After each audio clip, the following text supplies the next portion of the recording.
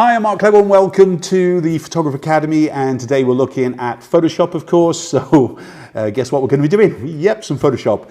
Over the past few weeks we've been looking at the flow of the workflow, really actually looking at what happens from the session, how we edit it, basically giving its metadata, the processing of files and so on. So we've kind of done enough of that kind of basic flow for a minute. I just thought we'd kind of jump in today and we'll look at the kind of the creative part. If we kind of just jump across to the screen, as you can see here, pretty much we've got a session ready to view by the client. There are a few little things at times that need to be done with the image as they come into the likes of Photoshop. One is usually the contrast level. Excuse me. And this is quite a common issue. It's not that we've done it wrong in RAW, but it needs that kind of clarification just when we get into the Photoshop, because we'll go in there. So I thought we'd look at a correction first to get it kind of ready just to sell the color image, and then we'll look at the creative element for it as well. So first things first, to give me the corrections, and because I know it's going to be a flattened image, I'm going to kind of work on levels, but it's going to be a destructive level. So in other words, it's not an adjustment layer. And basically, if I kind of drag the, so that was Control L by the way, I should have said that, shouldn't I? Image, adjustments, and levels, all right? Control L, I think it's Command L on the Mac. And what we want to do here is actually drag what is the black point, that's over here, and we want to drag the white point, which is here. Now, if you're working with an uncalibrated monitor, just let me grab a drink. Sorry, if we're working in an uncalibrated monitor, I would never kind of try and assess an image with the likes of the monitor, okay? Basically bleed things out or blocking blacks. You're going to be sending them off to a photo lab or your printer, and you're going to be getting rubbish. So we want some kind of at least visual that we can control without control, if that makes sense. All right. So yeah, let's kind of do it. So what we're going to do, instead of just kind of grabbing this black point and just dragging it to the right, you can see that already happens with the contrast. Yeah, we're going to press and hold the Alt key while we drag it, and what this does, it starts to actually show then where the black point is going to block. Okay, so you can see we've got quite a movement here before we do anything else. So there we are, we've got a kind of a really good contrast now just by shifting the black. If we do the same now with the white point, we're not going to be able to move as far. We're ignoring the background because that should be bleached out, of course, and we're going to just move this to the left hand side. You can see the little boy's t-shirt is bleaching out there a little bit. Nothing on the faces though, and on the bodies yet. Okay, these are all kind of clipping signals really. It's warning signs of what is going to be kind of burnt out and everything else with it. But we've got still quite a little bit that we can do here. And at that stage, pretty much if we thought we'd lost some information, we could click on the likes of the erase tool. We can basically then, caps lock is off, which it is. We're going to just increase the brush a little bit more, so you can see that kind of up on screen here. That's the right bracket or the left bracket to shrink, right bracket to make bigger. And then if we click on the erase to history at the top here, where we've got things like the whites of the shirt, I can kind of just drag those back in again. If I just create a new layer for a minute, and just do that on here. Remember, because we're live, if you want to kind of get the questions into us, feel free. All right. So what I'm doing is just anything that I know, like the skin that is on the edges by mum's kind of arm and everything else, I can be quite free with as far as the kind of the burning back or erasing back the information. Yeah. Especially in the whites and the skin and so on with it. Okay, so we're pretty much there. All right. And then if we just see what I've kind of erased back, you can see that on screen by just clicking off the background layer. So straight away, I can kind of flatten those layers without any trouble. So we're pretty much, this would be pretty much ready to go. If I was kind of giving a little bit of finesse So in other words, if I needed to do some body shaping or whatever it would be before I did anything else, so let's look at that, okay? What I would be doing is probably liquefying things like hips and thighs and so on with it. We'll just do a little bit on that, all right? So Control J duplicates my layer. Don't have to do that, but it's just a kind of habit. Then we're going to go up into Filter, and we're going to go into the Liquefy tool. And then what it's going to do is basically bring us into the liquefy environment here.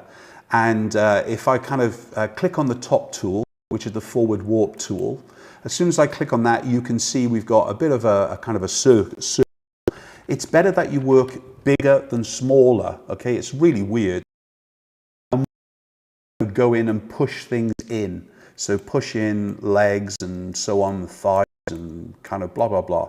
But of course, by doing this, we're basically going to affect other areas around as well, okay? So if I just kind of hit the Alt key and I just press reset for a minute, that undoes anything. Let me just Control Z that. We'll throw that away because I just pressed the OK button by mistake. Control J again. Let's go back into Filter and Liquefy once more.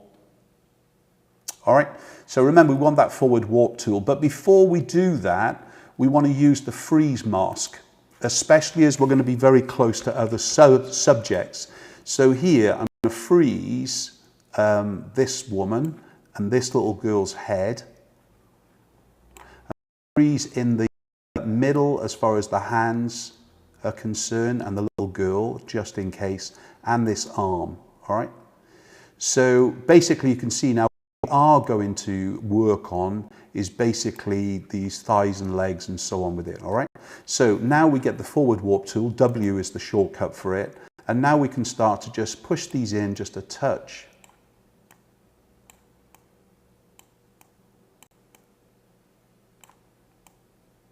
And then if I want to just go in and do a slightly little bit on the hip,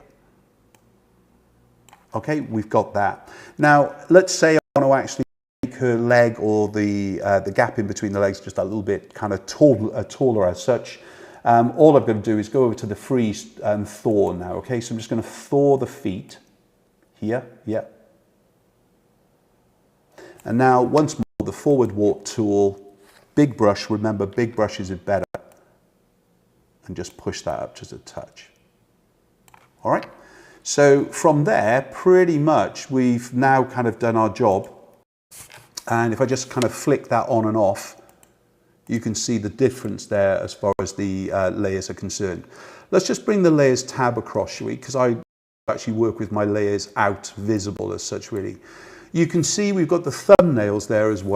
I'd recommend that you create yourself a bit of a bigger thumbnail, and to do that you just come up into the little kind of stroke lines, the 3 stroke lines there, and you come into the panel options, and you can see that by default the thumbnail is basically small. I usually work on the large one, okay? And that's going to make the thumbnails much bigger actually on the palette. So remember, just those 3 little lines coming down to the panel options and then selecting onto the big one. Now, if you're new to the Photographer Academy, I'm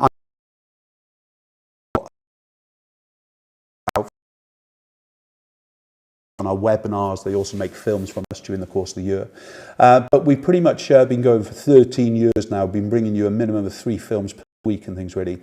To introduce these live sessions, you can kind of be right up to date and current instead of having to make a film, wait for 3 months before you see it and so on with it. So these are great. So if you do want to actually interact with us live, then please feel free on that.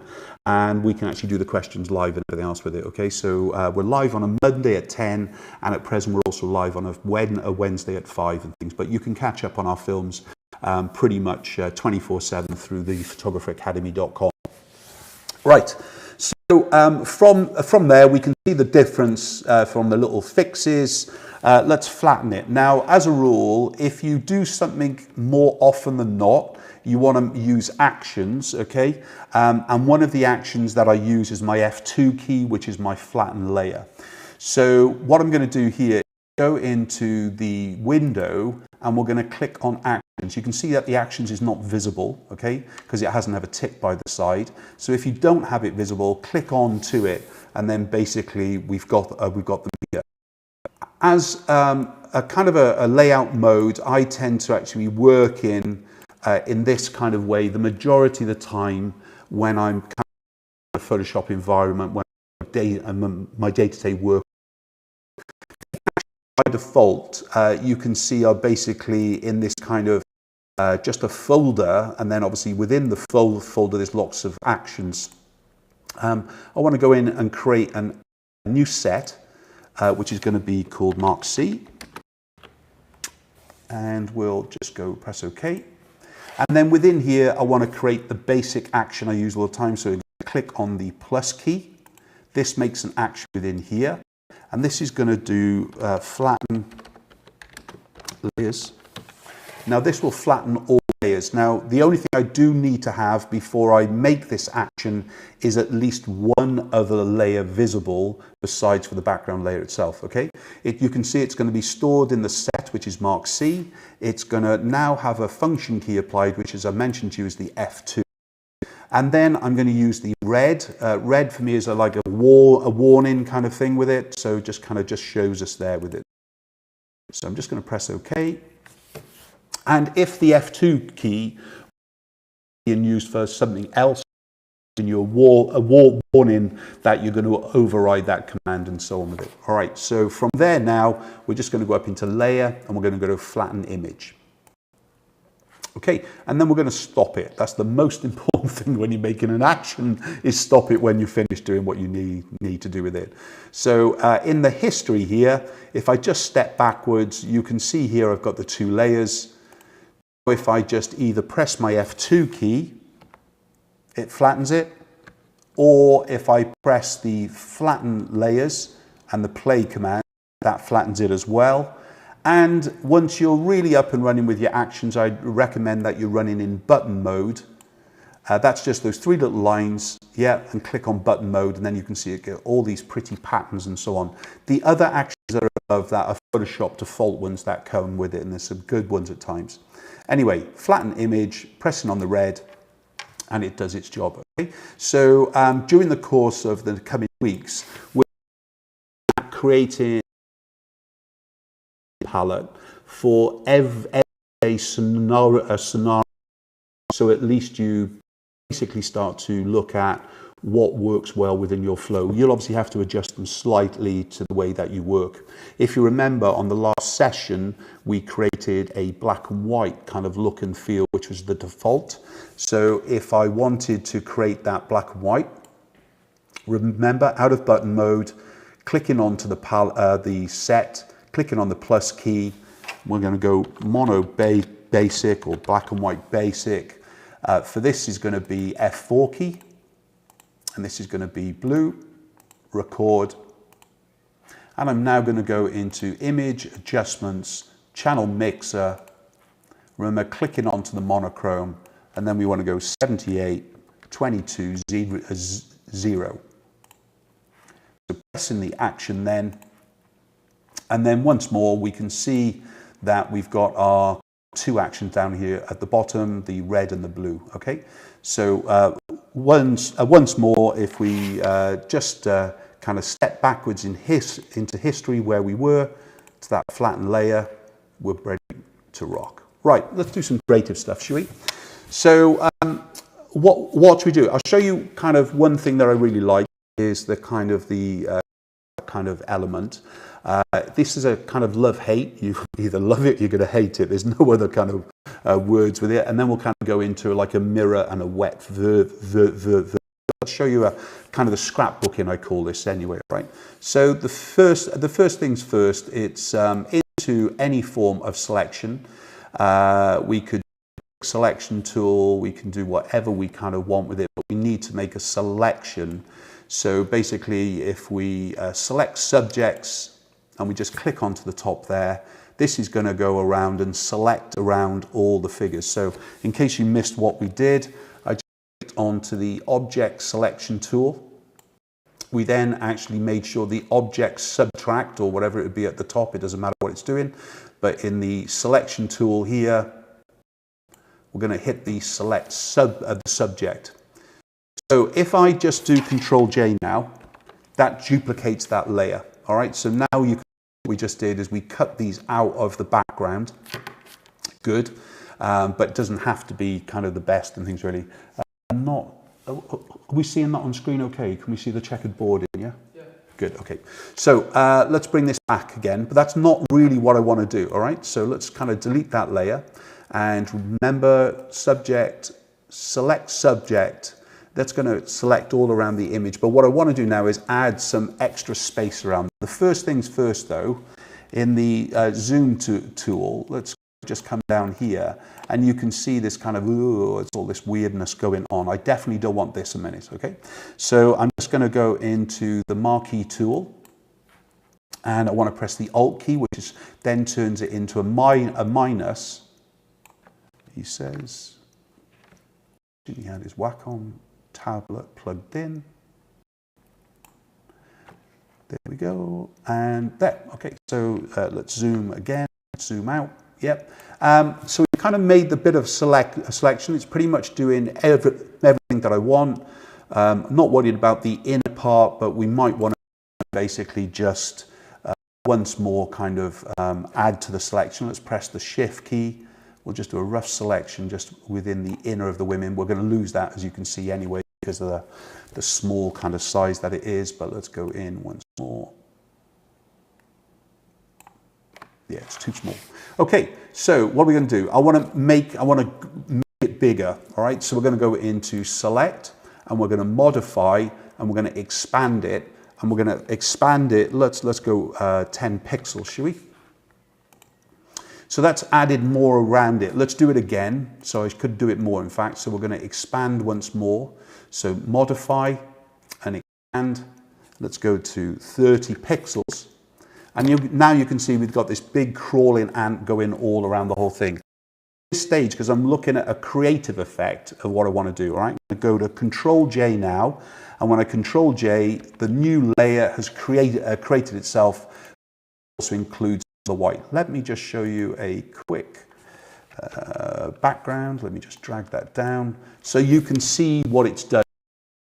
From the selection, it expanded the selection that we made, and it's given us this almost kind of jagged edge around the whole subjects with it. Now, as a rule, when I'm doing this kind of scrapbooking style, I usually go in and use the Polygonal Lasso tool. Perhaps we'll do that on another session, but I want to get 2 images done for you today so to see how fast it can work, all right? I'll just switch off that black so we're not getting confused. What I want to do though now is basically create a new background layer, and I'm going to go and choose some colors. So let's go mad green to begin with, shall we? I'm just going to go in now and basically make a selection halfway through the image. And I just want to actually fill it, he says. Okay, so there's our mad green. If I just select that a minute and select inverse, this makes sure that I've selected the other part of the image now. So I've got a very strong line. Now if we go back into the color, let's go and choose a pink, press again. Let's alt back space to fill. And then pretty much, you can see we've got a completely different, now I said, you're either going to love it, you're going to hate it, all right? Yeah, Brandon, love or you hate it, mate. Go for it. Brandon's our video guy. Which do you think, bud? Hates it. He's got a... Anyway, when you're worth as much money as I am, then you can be particular, okay? I'm joking, by the way. Okay, so we got a bit of fun. What I was saying about the polygonal, though, will allow us, if we just shut these off for a minute, and we kind of go back to our original. With the polygonal, it will give us a straight edge, so it looks more like a pair of scissors. And then, of course, by doing this, I literally don't need to do the expand. But I've got to be kind of going through it, and then I have to go through the rest of them in exactly the same way. So if I just do Control J on her, yeah, and I bring her above for a minute and we switch on the kind of thing, you can see it looks like now she's cut out as far as the kind of image is concerned. All right, so a couple little things. Remember zoom tool and everything else. Z is for the zoom tool. Spacebar moves from whatever kind of tool you're in to the kind of the hand tool for you to actually move around the actual page and things. All right, if you're using the zoom tool, you want to actually kind of move in and out with the scroll wheel, go into your edit and your preferences, and you go into kind of the interface, or is it workspace tools? It is, Mark. So I want zoom with scroll. Okay, I'm just going to click onto that one, pressing OK. Now what happens is if I use the scroll wheel on the mouse, I'm going in and out. All right, so that's the kind of the way that I set up as well with it and things. Okay, let's switch her off and there. So we've kind of got a decent-ish image. It's creative. It's not everybody's taste and things really, but we do have that is going to kind of look a little bit different on our websites, on graphics. It could even be for an ad, whatever you're doing and things really. All right, so there's our kind of basic. Let's shut this one down, shall we? Right, the next thing we're going to do, or the thing we're going to do before we finish, is basically creating this kind of wet mirror effect with it. All right, well, let's take an image from RAW to make sure you understand the photograph. So if I just go into Bridge for a minute and we'll look at the photograph. So we're probably looking at number 7 there, is it? No, it's number 12. All right, let's go into RAW. So let's go back to RAW. And the reason being is I want you to be able to see that there needs to be some corrections. There's a baby on the floor, wasn't there? Can you see the baby on the floor? Me and my eyesight nowadays. There it is, baby on the floor. Okay, so let's use this image. And that looks in RAW. So I've just double clicked on it for a minute. Any questions there, Brandon, whilst we're going? No questions, but get them into us while we're live anyway. It's going to, because I double clicked it, it's going to open it in RAW before it then opens it in Photoshop. Remember, Photoshop has its own RAW kind of processor anyway, so even if we've got an image within the actual RAW environment with it, basically we can still then open it into a kind of a RAW adjustment. I don't want to go through that. We'll do that on another kind of session with you. And I've got no idea why it's taken its time coming into RAW. It's coming in there live. Come on.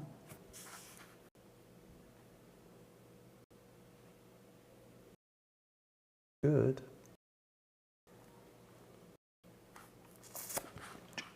There we go. Okay, so we're there. Right, so what are we going to do? The third thing I was mentioning to you before, we actually talked about it on the last one, in fact, is this little boy's eyes are closed here, and we definitely want to replace his face, okay? So, in fact, it's no good me just bringing in one image. I've actually got to go and open up another photograph as well that has his face looking at me. So let's open both of these up, and we'd have to process both of these files.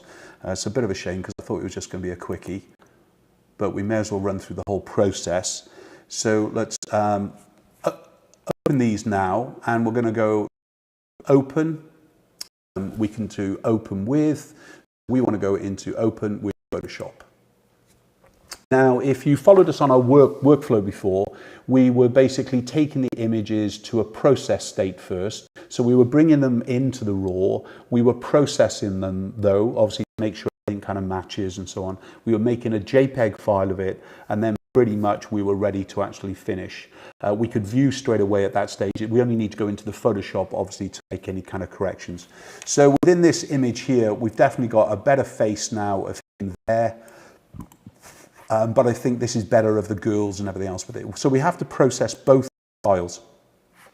Like we were doing last week, though, what we've got to remember is go in there and basically in the kind of presets, we need to make sure that we're kind of applying the basics, the studio basics, if you set those up.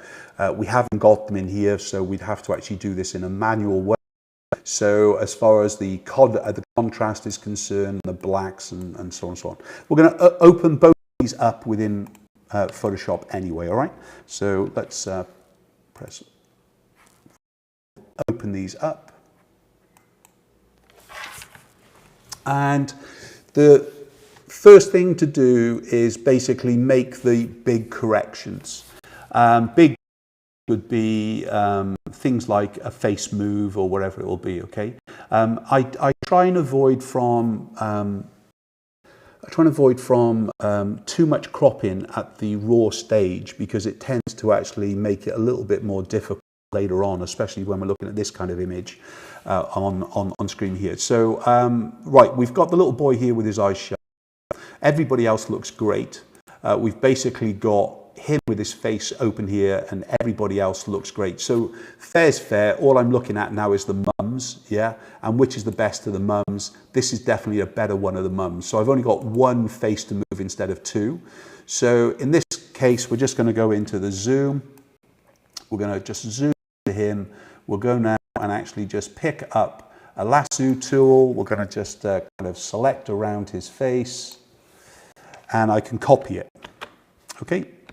Now I can do that, or I can pick up the clone stamp tool here. Okay.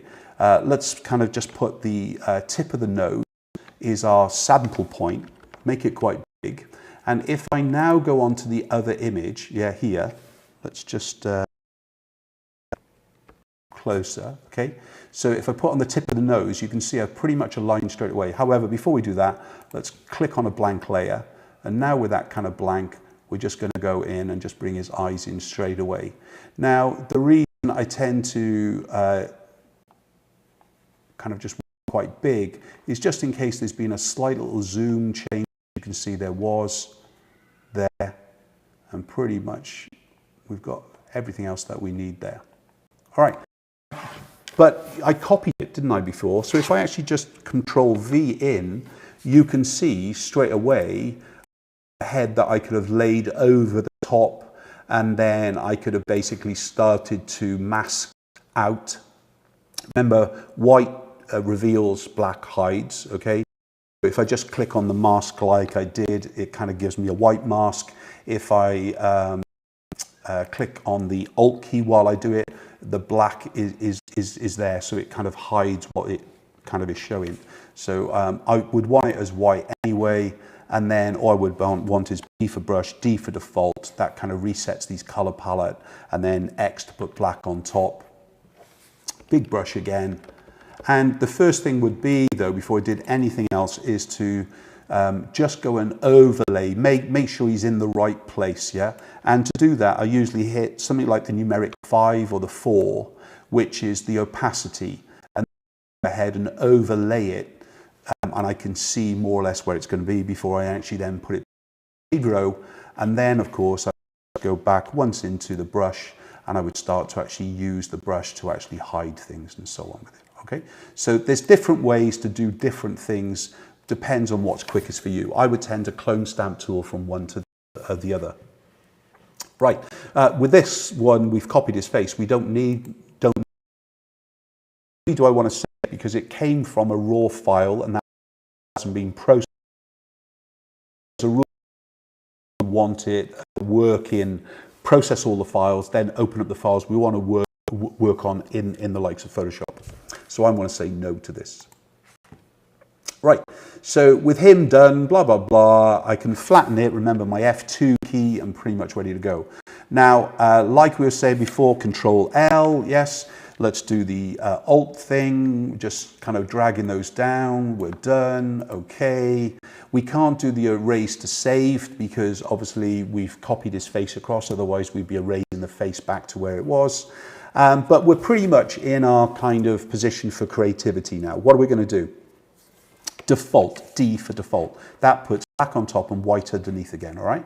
What I'm going to do now is just select the whole image, all right? So Control A, yep, and then that has selected all of the canvas. We're going to just now duplicate it as such. So in other words, because we haven't selected anything specific, we can bypass the whole. Yes, because we did the marquee tool and then we did Control J. Because we want to duplicate the whole thing, we can basically just Control J straight away. So we don't need this selection, all right? So there's lots of ways to do the kind of the Photoshop work. You've just got to think about what's the quickest and then try and eliminate all those little elements. So Control J duplicates that layer.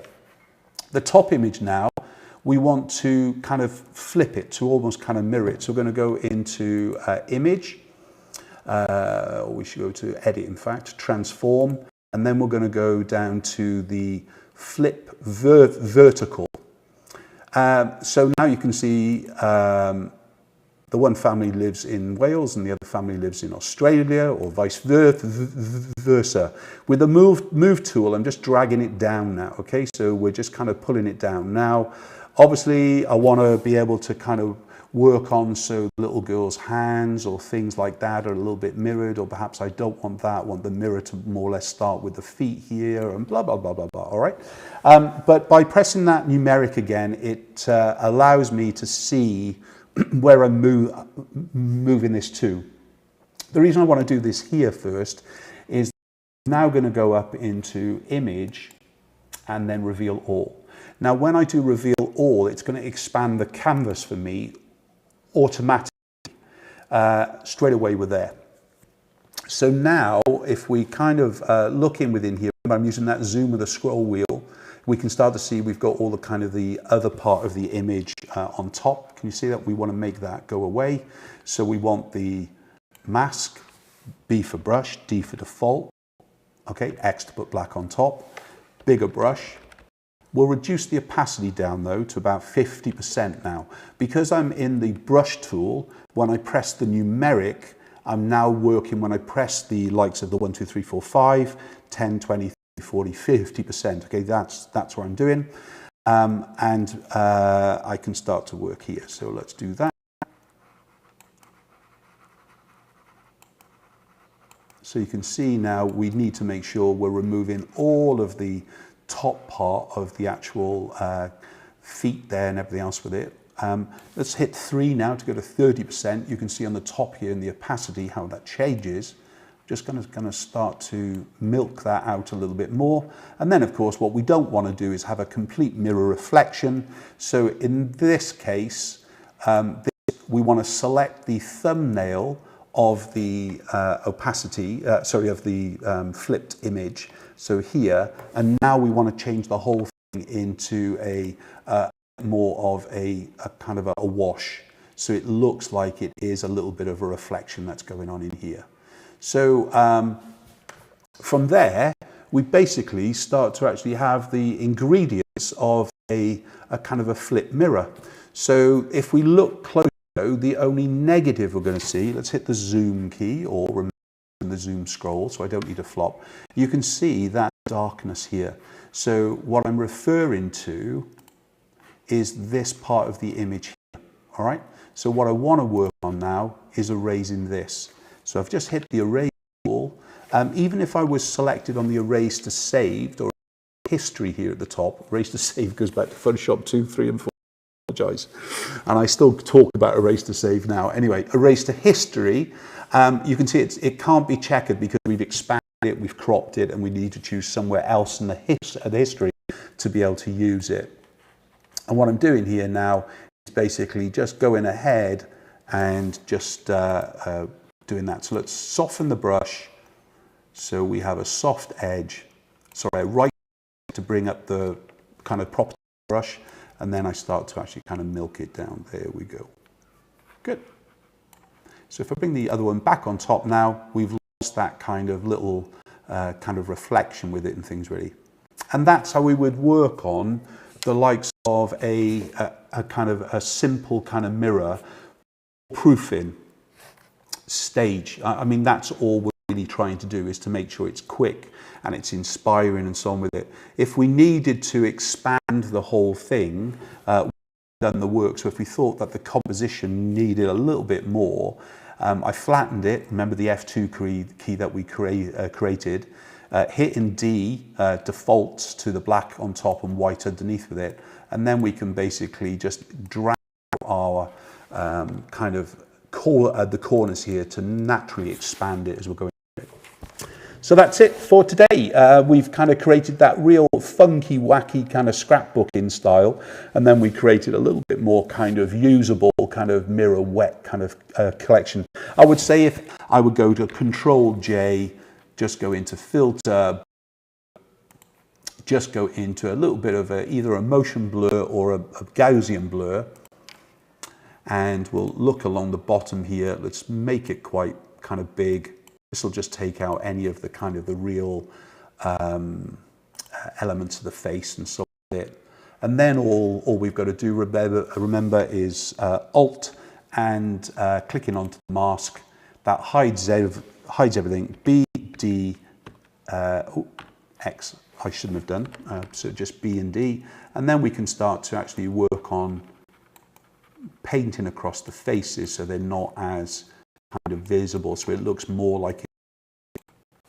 That's me done, Brandon, I promise you. Any questions there at all, mate? Yeah, just the one question. Just the one question. Oh, nobody loves me. Go. Actions. When you do the flattened image,